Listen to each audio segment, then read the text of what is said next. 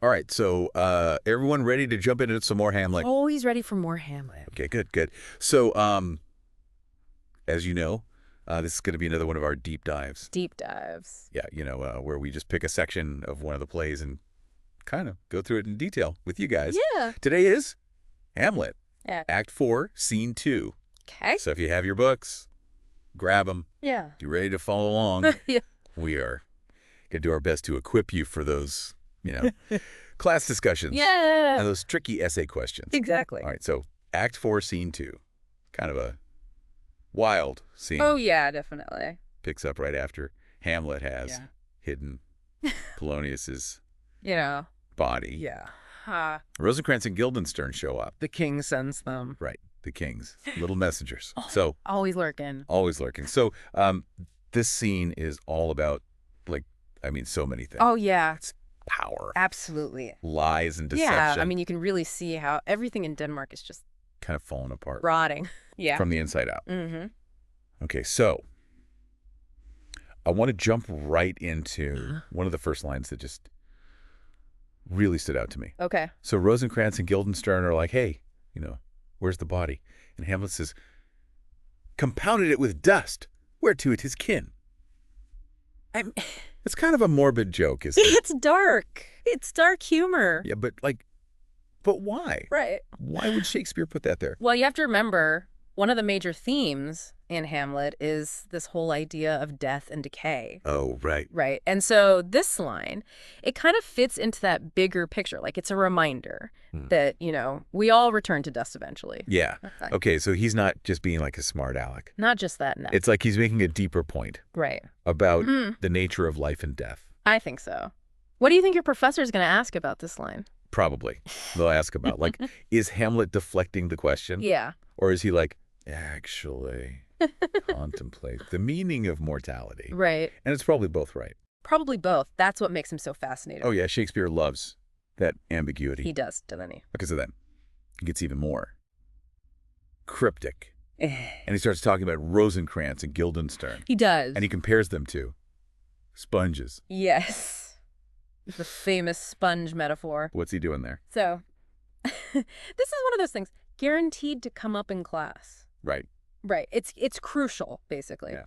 Hamlet is saying that Rosencrantz and Guildenstern, they're just soaking up whatever. The king gives them Information. Rewards. Exactly. They're just tools. Okay, and there's that line that's always really stuck with me, too, where he says, he keeps him like an ape in the corner of his jaw, first mouth to be last swallowed. Oh, yeah. That's such a vivid image. Yeah. It's disturbing and powerful. And you can see how it kind of connects to the whole sponge idea, right? Like, they're being used, and then they're going to be discarded. Oh, well, yeah, the king doesn't care about them. He's just using them. Yeah.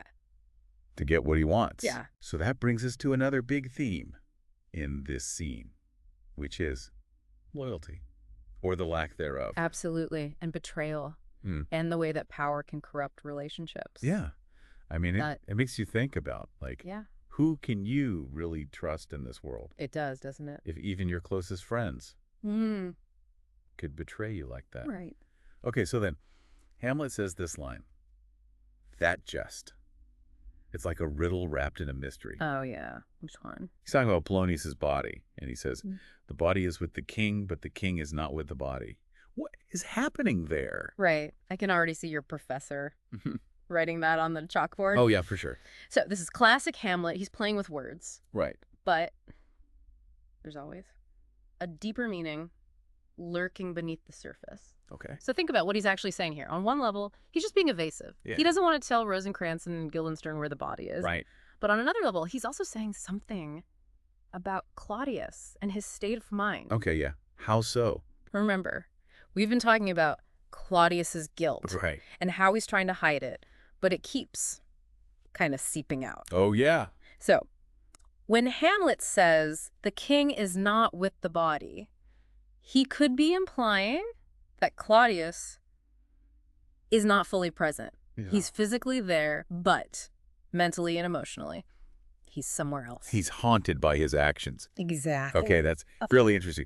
So, even though he's being all cryptic and clever, he's also revealing something about Claudius's inner turmoil. I think so. Okay, so then he goes even further, and he calls Claudius a thing of nothing. Oh, yeah, that's a powerful line. Talk about an insult. And your professor's definitely going to ask about that one. Right. Like, what's he trying to say here? So, Yeah. it could be a few things. It could be a nihilistic statement about the meaninglessness of life. Right. Or it could be a direct attack on Claudius's character. Like he's morally empty. Exactly. And it's probably both of those things at the same time. Yeah. Which is what makes it such a great line. Shakespeare at his finest. Right. Okay, we got to talk about the last line of the scene. Because It's weird. It's a weird one. He says, hide fox and all after. And then he runs off. Right. So what's the deal with the fox? So this is where things get really interesting. Because some scholars believe that this line is actually a reference to a children's game. Like hide and seek. Yeah, exactly, like Yeah. hide and seek. Really? Yeah. So if that's the case, think about what that means. Okay. Hamlet is basically mocking Rosencrantz and Guildenstern. Oh, wow, yeah. He's treating them like children playing a silly game. But not even taking them seriously. Exactly. So that final image of Hamlet running off, shouting, hide fox and all after, Right. it really tells us a lot about his attitude, Words. his pursuers. He's not afraid of them. Not at all. He's almost toying with them. Right. Wow. Okay, so we've covered a lot of ground here. We have, haven't we? And I think the big takeaway is that every single line in this scene is loaded with meaning.